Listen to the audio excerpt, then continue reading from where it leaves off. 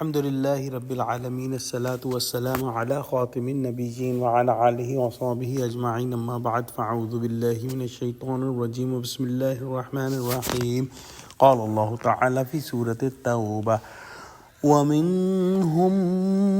من يقول ائذن لي ولا تفتني ألا في الفتنة سقطوا وإن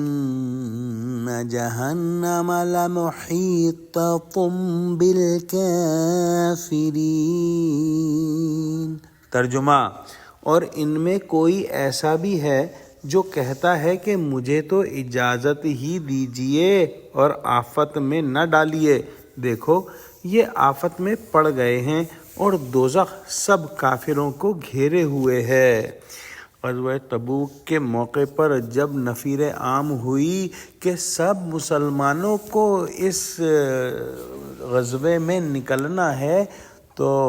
لوگوں نے مختلف قسم کے بہانے بنائے جو کہ منافقین تھے، اور ان منافقین میں ایک بڑے منافق جس کا نام جد بن قیس تھا کہنے لگا کہ محمد صلی اللہ علیہ وسلم آپ مجھے تو یہیں رہنے دیجئے، کیونکہ ہم روم کی طرف جا رہے ہیں اور روم کی عورتیں بہت حسین ہوتی ہیں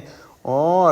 میں انہیں دیکھ کر دل قابو میں نہ رکھ سکوں گا، تو مجھے وہاں لے جا کر گمراہی میں نہ ڈالیے اور فتنے میں نہ ڈالیے۔ اللہ سبحانہ و تعالی نے فرمایا کہ یہ لفظ کہہ کر اور اپنے جبن و کفر پر جھوٹی پرہیزگاری کا پردہ ڈال کر وہ گمراہی کے گڑھے میں تو آلریڈی گر چکا ہے، اور آگے چل کر جب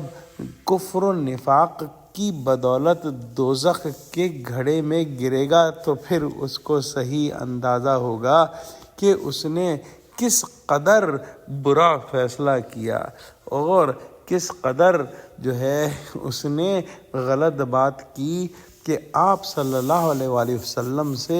اس قدر گھٹیا جو ہے وہ اس نے بہانہ بنایا۔ دعا کرتے ہیں کہ اللہ سبحانہ و تعالی ہم کو قرآن کا فہم عطا فرما، ہم کو سچوں سے جوڑے اور ہم کو صراط مستقیم پر قائم فرما دے، آمین۔ وآخر دعوانا الحمد للہ رب العالمین، والسلام علیکم ورحمۃ اللہ وبرکاتہ۔